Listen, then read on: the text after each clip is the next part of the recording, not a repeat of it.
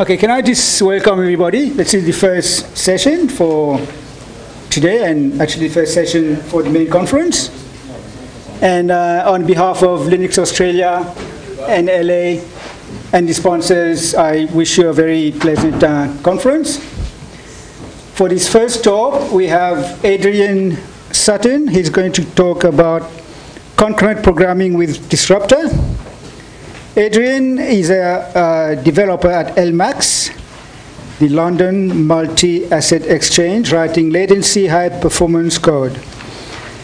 And there's a little bit more about him there, but I will let him introduce himself probably better than I can do it. Okay, thanks.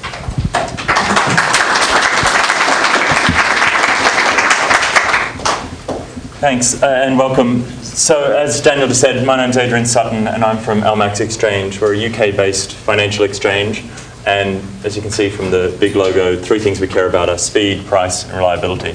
And with exchanges, price and reliability really drive from speed. So a year or two ago, we open sourced what is essentially the core of our exchange, which we call the Disruptor. And today I'd really like to take you through that and talk to you about what the Disruptor is, why it's fast, and how can we and you use it most effectively. Unfortunately, it turns out that in a 45-minute talk, there's pretty much no chance of covering all of that. So what we're mostly going to focus on is how to use it most effectively.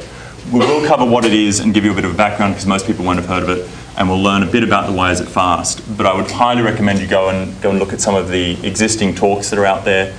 They've been filmed. People like Mike Barker and Martin Thompson talk about why the Disruptor is fast in great detail. There's kind of hours and hours of content on it that we just can't fit in here. And Trish G does a lot of good stuff on what the Disruptor is and how to get the very basics of it in terms of the code. So the core premise of the Disruptor is that we want to be able to pass data between threads really fast. When we first built the exchange, we tried it to be multi-threaded and process orders in parallel, and we just found there was this huge amount of contention trying to get the common state of the order book, and there wasn't really much we could do to avoid that except to go single-threaded. So our core matching engine is actually single-threaded, and it goes much, much faster that way. But we wanted to still be able to work in a concurrent fashion and have any of those surrounding jobs, journaling, marshalling, and various other tasks like that, we wanted them to happen on other threads. So we still wound up with this contention point where we're trying to get data from one thread over to the next one into that core single-threaded matching engine. And queues have this issue where they tend to contend on the head of the queue a lot. So we invented the Disruptor, and for all of the talks on it and for all the time you can spend talking about it, ultimately all it does is it passes data between threads really, really fast. The second thing it will give you, though, is a way of arranging consumers of that data. So you can have a number of threads and they can be set up in a certain sequence. And it gives you some nice happens before semantics so that you know that the event you're processing now, the consumers you've set up beforehand have already processed it. Now at its core, there's just a big ring buffer inside the Disruptor, which is our data storage. It's not a particularly new data format. It was invented many years ago. But if you're not familiar with it, a ring buffer is essentially an array that we reuse. So we start at index 0, and whether we're publishing or consuming, we just start with an index of 0 and increment it round. So we go to 1, if we're publishing, we'll put in, if we're consuming, we'll read out, 2, and so on, until we get round to the last slot. And in this really small ring buffer, that last slot is 7. The next step is we go to 8 and we overwrite 0. So we're going round and round the ring buffer with an ever-increasing sequence number. And it turns out that the ever-increasing nature of the sequence number is really useful for things like monitoring. So we expose that out via JMX, and then at any point we can see whether events are still flowing through our system or whether we've hit an error and one of the threads has died and it's not processing events anymore, or it's gotten stuck on an event in a deadlock or something. And it can also be useful as a unique ID. So a lot of the events that go through our system, instead of having some external way of generating an ID, we just take the sequence number from the ring buffer. We know it's going to be unique within the application, and we use that and flow that through the system. Now, if we have consumers and producers running around the ring buffer as fast as they possibly can, there are a couple of restrictions we want to put in place. And that's firstly that the consumer shouldn't try and read a sequence number unless the publisher has already finished publishing to it, so the data's there to be read. And secondly, if the producer is going to wrap round and overwrite an existing entry, it needs to be sure that the consumer has already processed it. Typically, you'll find that an application will either have the producer constantly pushing up against the consumer, so the consumer is the slow side, the producer will quite quickly wrap around and be waiting on the consumer, or the opposite, the consumer will be waiting on the producer, and that's typically the way you want it. But it's quite rare and fairly unstable state for it to be somewhere in the middle, because that suggests that for a period at startup, they were out of line. You kind of half filled your ring buffer, but then they're perfectly in sync and processing at the same speed. Not very likely to happen. So that protection and that happens before semantics that I mentioned before are really done outside of the ring buffer. And it's done by sequence barriers. Now when you look in the code, you'll see that the ring buffer will create sequence barriers for you. So in a sense, the ring buffer is still doing this. But we do work quite hard to have a separation of concerns in the code, and that's one of the reasons that it's quite fast, is that each thing has its own independent job. And again, it's that reducing contention. So here you can see we've got a sequence barrier between the producer and the consumer, such that the consumer will call wait for on the sequence barrier, and that will block until the producer's sequence number has reached the number that the consumer is waiting for. So the consumer calls wait for 5. Once the producer's sequence number is at 5, then it will return an allow you to continue. And that's really the sequence barrier is effectively polling the producer in that sense. There are a number of wait strategies you can pick from, whether you want it to use actual locks or whether you want to use a CAS instruction so that you're busy spinning and that'll give you the lowest latency, but obviously it's going to consume a core while it does it. So there are trade-offs in which wait strategy you want in terms of the performance that you need and the responsiveness you need versus the number of cores you have available. Because obviously if you have 10 consumers all using CAS and busy spin to wait on their dependencies, then you're going to need at least 10 cores, because otherwise you'll never make progress. You're too busy checking to see if it's moved on. The advantage of having sequence barriers as a fairly separate concern also means that we can start doing more complex structures.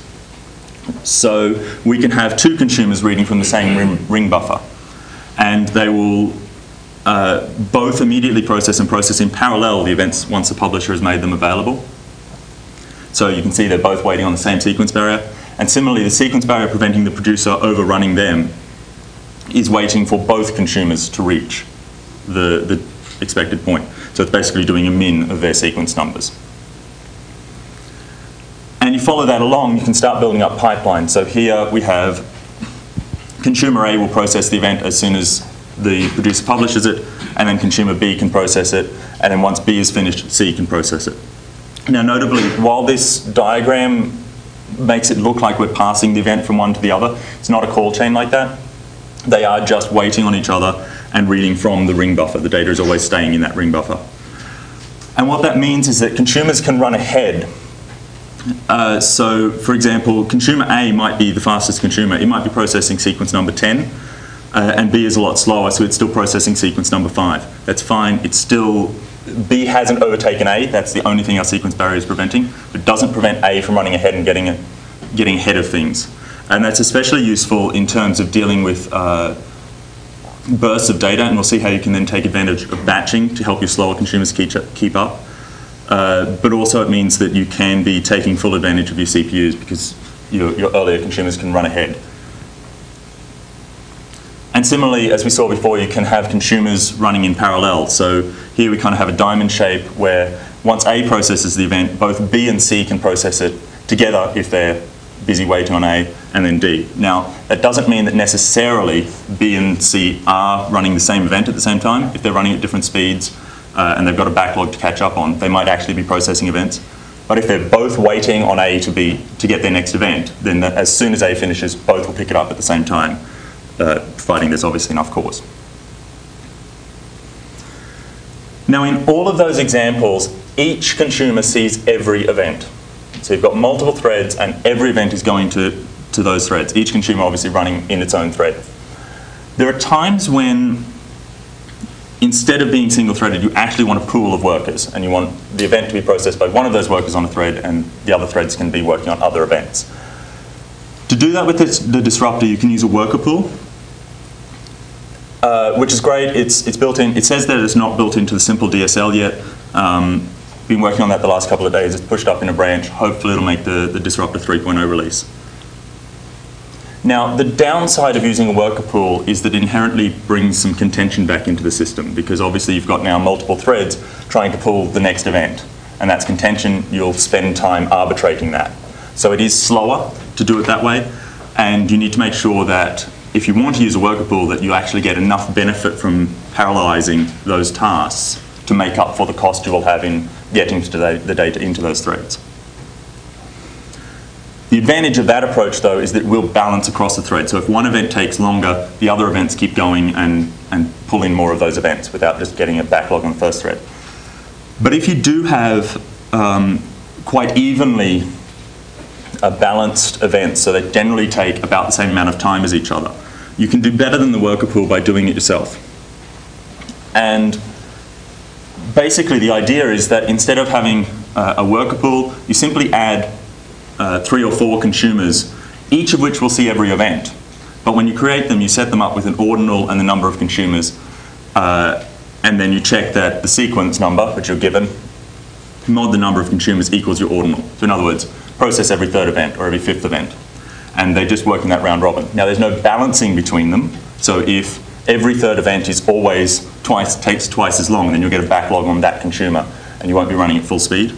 But it does mean that you remove the contention point, because you've already pre-allocated which events will be processed by which threads just based on the sequence number. Right, so why is it fast?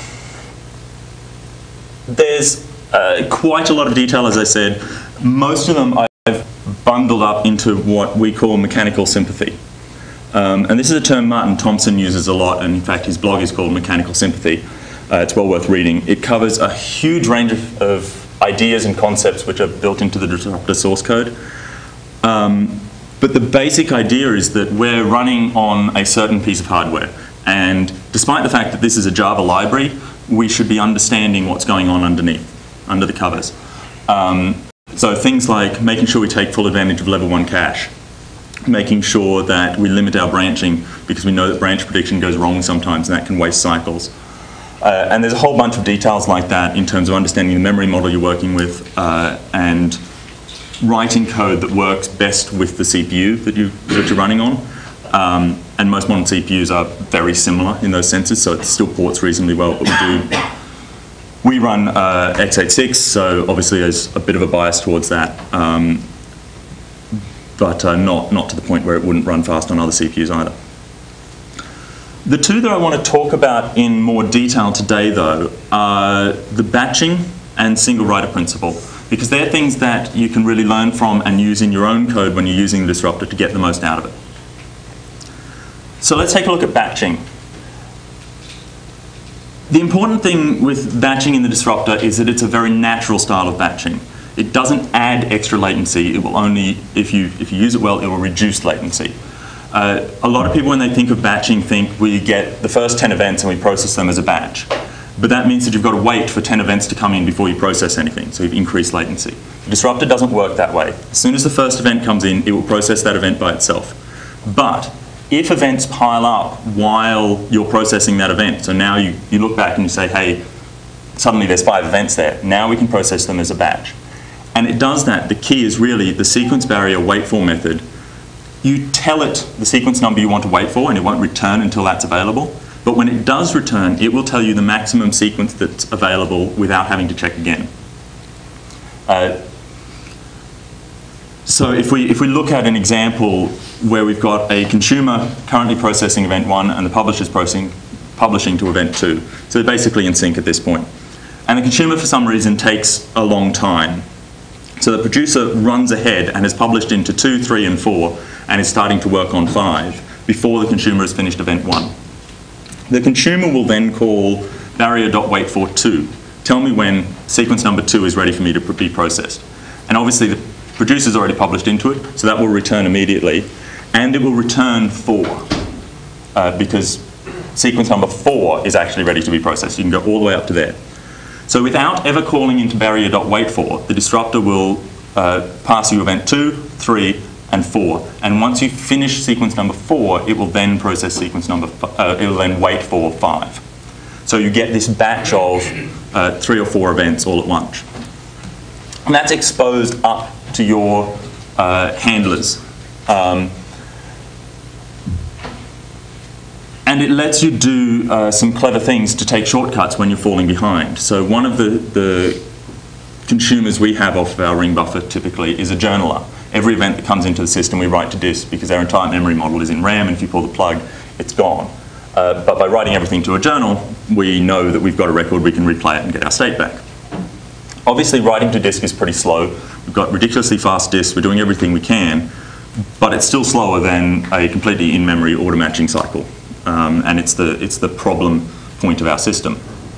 So we use this batching there to allow it to keep up. And what we do is we simply flush the I/O at the end of a batch. So the code that does that is trivially simple. Each event we get, we write out whatever the data is, and that allows that basically to go and sit in the disk cache or the OS cache, whatever level it actually gets to.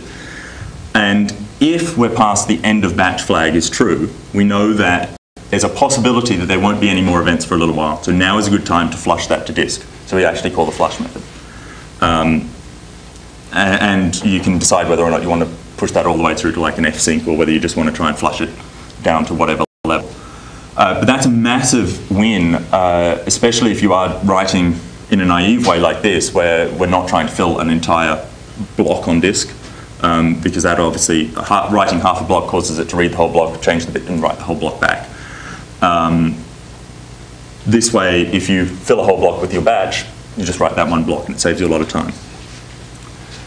So the other things that we can do with batching is, if we're retrieving extra data in, consumers don't have to just be passively reading data off the event. They can actually go and fetch data from other places and add it into the event, and we'll see some of that later. But obviously, if we're doing something like a database call and we get an event in and we say user ID 1, okay, we'll go and get their user details from the database. Okay, user ID 2, we'll go and get their details from the database. It's very wasteful to be doing that back and forth between the database all the time. If we know that we're getting a batch of data, then we just build up the list of account IDs that we want to fetch data for, send them all to the database at once, get all the data back at once, and we save a lot of time that way. And then depending on your application, you can go a step further again and start to suppress some behaviors. So if you're sending notifications each time a value changes, and you get a batch that changes that value 3 times, you may not need to send the 3 notifications. You may only want to send 1. And if it's cheap to identify, you can even skip events. So if you get an event that says create document, followed immediately by an event that says delete document, do nothing. The risk with using some of these things is you are going to pay the price of trying to detect if you can do it a lot. You'll quite often find you get small batches. So if that check is at all expensive, you may find you actually lose more time in the cases where you're keeping up and there is an opportunity to cheat than you actually gain when you do start falling behind. So use some profiling, use some common sense, measure it is always the key to any kind of performance. Now the second key technique that really drove a lot of the design of the Disruptor and is probably the most important thing to get right in your code is the single writer principle. Now Martin Thompson has written about this in great detail, but basically what it says is that one and only one thread may write to any given piece of data. But any thread can read the data. And what it really drives you to do is align your thread model and your data model so that they work together instead of just introducing a lot of contention. A lot of people spend time thinking about their data model, they think about their architecture, but they don't even really register that their software has a thread model. But all software has some kind of thread model. It might be single-threaded, it might be split as many threads as we can. What you really want is a thread model where each thread owns the data it works with and doesn't have to fight to get access to it with other threads. Now there are times where that's not possible or not sensible. It's not a hard and fast rule, but it does tend to work out really well if you are able to do it. You know, obviously there's a whole bunch of stuff in the OS where you've got multiple processes firing requests at you and you probably want to arbitrate them down to one bit of data. you're stuffed. You aren't going to be able to tell those processes to line up nicely and be single-threaded. They're going to come in on multiple threads. You're going to have some contention to order them and sort them through. But in our case, much easier to do things single-threaded in the matching cycle. So we did. And it meant that instead of worrying about locks, and instead of writing code that constantly we have to think, oh, could another thread be updating this? Could I be introducing a raise condition or a deadlock? We write what we tend to call single-threaded code. And it's a real oxymoron in some senses, because there's many servers that the code runs across. There's many threads within each process. It's clearly a multi-threaded system overall. But when you're sitting down and writing code for the LMAX exchange, it really does feel like you're writing a single-threaded application, because each thread follows this single writer principle. It owns the data. It doesn't have to contend for access. So we never use the synchronized keyword. It's a pretty dirty word in anything that you want low latency anyway. But we don't have to think about that. We're not worried about, oh, does this need to be a normal hash map or a concurrent hash map? Normal hash map is almost always fine. So if there's one thing that you do, whether you use the disruptor or not, think about your thread model. Get it aligned to the data model. And if at all possible, the single writer principle is a fantastic way of doing that. So let me give you a bit of an example of how that can work and put it into some perspective. So we looked at the pipeline before, we published then A, then B in sequence. Now if we put that on, layer on top some actual actions, this isn't how an exchange actually works, but it's simple. So what we're going to do is we're going to say the order comes into the system, we're going to match it, and depending on how many contracts you match, what you actually bought, there's a certain charge. And so we're going to update your account with that charge. They're the 3 steps. Now I said that this diagram is slightly misleading in terms of it's not passing data from one to the other. They're all sitting in the ring buffer. This is more like what the data flow looks like. So you kind of imagine the sequence barrier, and we're going around clockwise. So publisher first, then consumer A, then consumer B, which in our case is order comes in, then we match, then we update the account. Now, if you remember the single writer principle, we should only be writing from one thread. All 3 things are running in separate threads. And the order is going to come in, and then we're going to add this extra data about what we matched, which seems like a violation of our single writer principle. Suddenly we've got both the publisher and the first consumer adding data into our event. Surely we need some locks, surely there's some contention. It's not actually contention, and it's not actually breaking the single writer principle, because what matters, and this is the mechanical sympathy coming in, is what matters is what the CPU sees. And CPUs don't know anything about objects. They know about memory addresses. And let's ignore OSs rearranging them and being difficult. But essentially, what we want to do is we want to say that a single thread writes to a single memory address. That memory address is owned by that thread. No one else will write to it, but others can read. So in our case, the publisher is going to put into the order field on our object. And then the first consumer is going to set the cost. It's not going to edit the order, and it can't edit the order. That would violate our single writer principle. But it can add extra data into that object, which is then available to our second consumer, because it has a barrier. It has this sequence barrier between A and B that guarantees that whatever A does in processing that event will be ready, complete, and seen by B. Does that mean that you have a constraint where the first part of the order has to be one cache line and the part that includes the cost is another cache line, or are you allowing that? The thing is that you're going to have multiple writers on a given piece of memory over time, and it's really adding the time, when writer, if I understand what you're doing correctly. So I'm having a little trouble understanding why you can't write into the ring buffer. You're going to cache miss because the other guy wrote it anyway. So I'll try and repeat the question for the video. The question was whether each of these data fields has to be in different cache line, because obviously at the CPU level, if we write to the similar memory address that's right beside it, it's going to invalidate the cache line. Yes, cache lines are an issue. One of the things the disruptor does is actually do cache line padding on its sequence numbers, because they're the biggest contended object. We don't tend to worry about it too much for the actual event, but that's predominantly because it's a Java object. So when it's allocated, it tends to be a continuous block of memory, and this is in an array, so it tends to naturally avoid polluting and getting false sharing between cache lines. but also it's in some ways it's because of the fact that the publisher is going to move on. So it's not actually going to read that same event again. You could write to it. You only have that one. Well, A is the only one that it's going to write. A is the only one writing at that time. Yeah, that's true. Yeah, I mean, in that case, you're right. Yeah, it wouldn't be the end of the world if A wrote to the same order. Other than the fact you want to keep that the same for B to look at. Yeah. Other than the fact that it would obviously pollute it for B. It's not a concurrency issue. Yes, you could do that. I don't know. Maybe it's kind of, in a sense, just our way that we don't. You're absolutely right. There isn't a strong technical reason not to, if it made sense to. If the thing is there's more to the world of concurrency. If you have another reason for doing it, that's fine. I'm just trying to feel what the limits are. Yeah, sure. So if we do look at what this code winds up looking at, I highly recommend using actual getters and setters typically. But just so that you can see there's nothing really up my sleeve, when we're given the event, we just read the order straight out of it. So event.order. It's not a volatile variable. The volatile variable in this sequence is the sequence number, and you update it after you finish processing the event.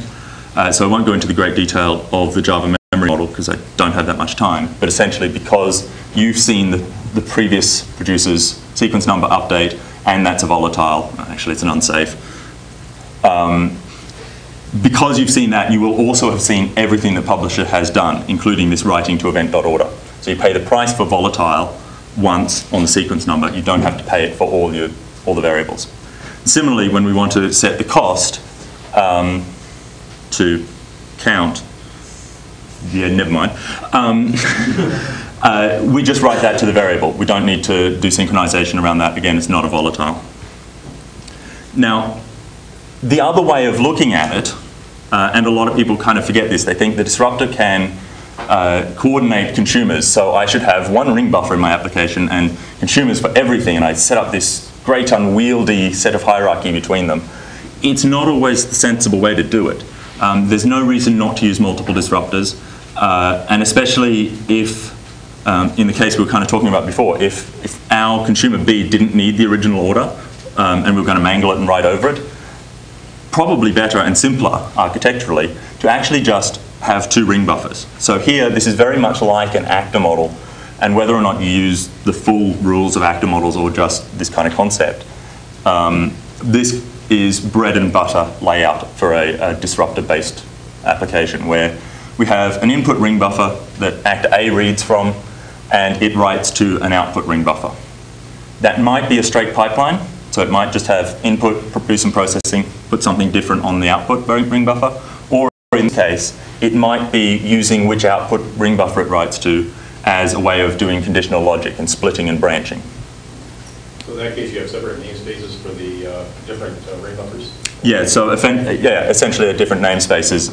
So they might have the same number, and that's okay because everybody knows which thing they got it from. Yeah, okay. So one of the key considerations when you do that is whether or not the sequence number is important to you, because obviously you're going to get a different one when you transfer to a separate ring buffer, and whether or not ordering is important. So I'll hopefully look at that as well. The big advantage of doing it this way is that there is no reason that your ring buffers have to all be on the same machine. So the most common model we use is actually that we have a service sitting on a machine, and it's the only service on that machine. So it has some network code that reads off the network, drops the event onto a ring buffer, we process it from there. When we want to send out an event to some other service, it goes onto a ring buffer, and that's picked up, sent over the network to wherever that service is. So just like with any other actor model, you have this ability for actors to run either locally on the same machine, possibly in process, possibly in a different process, or be distributed. And it's just a matter of what it is that actually reads from your output ring buffer and what it does with it, whether it puts it straight onto the next actor or whether it sends it across the network, whether it archives it, whatever. Now the choice between one or many disruptors is a really key decision. I said before that your order really matters, and that can affect your choice. But the other thing is, do you actually want every event processed by every consumer? If you don't, if you're going to be skipping events a lot, then there is a cost to that. You're obviously going to make a decision and do nothing. Entirely possible to do with a single ring buffer. You get the event, you just decide not to do anything with it. It's not costing a lot, but you may be better off, in that case, copying only the events that it cares about to its ring buffer. And bearing in mind that that copy probably isn't actually copying the whole data, it's probably copy object reference, so it's not a big copy. The other one, and I think probably the most important one, is deciding whether your events are built up or transformed. So in the example we had before, we're building up the event. The final consumer cares about the original order and the cost. So as we're going around consumers and adding data, the final consumers or the following consumers care about the combination of that data, so building up. If, on the other hand, we were transforming, so string comes in, we reverse it, and we only care about the reversed version, often that's a sign that we want to actually just put it on a different ring buffer. It's a different thing now. It's not building up, and that's particularly why we don't tend to overwrite data that's already there, because it makes more sense for it to be a different event and architecturally move that way. And the final thing is, does order matter? So looking at a few different arrangements, oh good, that came up right on your screen, it doesn't on mine. The simple case is where you have a ring buffer and two consumers reading from it. They're going to see every event and they're going to see them in the original order with the original sequence number. Simple and straightforward. The second one, where we copy from one ring buffer to the other, is slightly more complex, but still preserves order. Assuming your consumer A in that case isn't deliberately reordering things, it's naturally going to pick up an event and put it on that ring buffer. And if it does that with every event, you'll probably get the same sequence numbers, assuming you start at the same place, because every event, one-to-one mapping. But it gives you the flexibility of dropping events. So you decide that's an invalid order, I won't pass it on to B at all. Obviously you'll skip sequence numbers, so they'll get out of sync in that case, but you preserve your original ordering. It's just there's one event missing from it. Similarly, if you decide that this order coming in is actually 3 events for consumer B, you can publish them all to the ring buffer. They will fit in that same logical ordering, but there'll be 3 things there. If you have worker pools, this is where you start to lose ordering. If they're off the same ring buffer, you will preserve ordering. Because consumer B is reading from that same ring buffer, and it's going to simply start at 1, then 2, then 3. That's great in that you know that B is going to process them in the same order. The downside is you've got this pool of threads, and the idea is that if one is slow, the others can run ahead and keep work going. But B won't ever see that. B will wait for that first event because it has to process everything in sequence. So if event 2 takes a long time and is tying up a thread, events 3, 4, and 5 will be ready but won't be accessed by B until 2 is ready. But as soon as 2 is ready, 2, 3, 4, 5 is all there, and so it can process that as a batch. So there is still benefit in having a worker pool, even if you have a sequential consumer afterwards. What's the downside of having a worker pool be orchestrated by a thread that pulls off the queue and just, and then puts stuff out to it, gets some feedback as when the guys are done, and just sprays it to whoever's ready? And then somebody else can restore the order at the end. Is that a problematic thing? Or? So what's you're suggesting having a worker pool that effectively sends a bunch of requests. We don't worry about the order for a while. And then once we get the requests finished at the end, then we put them back in order. Right. In other words, you keep adhering to your single writer so they don't contend when you have somebody pass them out to them. Yeah, so they don't contend, yep. That's entirely possible. It's probably not far off this last one where you have a worker pool putting onto a separate ring buffer. If you do care about order, the downside is you have to pay the price of reordering at the end. And again, it may be the fastest way to do it. But in a lot of cases, that reordering at the end winds up consuming a massive amount of time compared to your business logic. Totally dependent on what your business logic is. We have the advantage that our business logic is almost insignificant in terms of the workload we do. So we wouldn't want to deal with yeah, so we don't want to deal with sorting, it would dwarf it. The final case, if you don't care about order, is fantastic. It's basically your best option. Have a worker pool. It's going to go as fast as it can. If one thread gets stuck, the other 2 will keep publishing to the output ring buffer. So your order will change, but consumer B can start processing them straight away. So if order doesn't matter, and a worker pool is a benefit to you instead of just doing it single-threaded, the two Disruptor approach is fantastic for that. And thankfully, I'm getting a time warning just as I reach the end. I really want to encourage you to take a look at the code. I haven't talked a lot about it, and I've talked in terms of concepts a lot of the time. So where I say there's a sequence barrier and it's the same for consumers and producers, it's a little bit of a lie. There's some optimizations you can do for a producer-consumer barrier that means it's actually a separate class. But the concept is certainly the same. So the code is all up on GitHub. We're working on a 3.0 right now, which handles multiple producers in a much more efficient way. Right now, a single producer is fantastic in terms of performance. You can have multiple threads publishing to the same ring buffer, but because obviously that introduces some contention and the algorithm in previous versions wasn't as good, then it slows you down. And so we'll often, in fact, we've been known to take a network hop back to ourselves to get back onto the same thread for the producer just to avoid that contention. Hopefully 3.0 improves that a lot, and it goes a lot faster. I've mentioned Martin Thompson and Mike Barker quite a lot. Mike Barker is the current maintainer for Disruptor. Do go and read their blogs, and those blogs have links to the talks I mentioned that cover in a lot more detail the why is this fast and some of the computer science underneath the ideas. So I highly recommend you go and read them. And we might take some questions.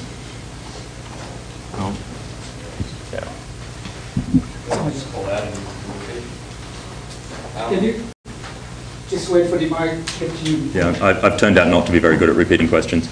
My memory doesn't work well.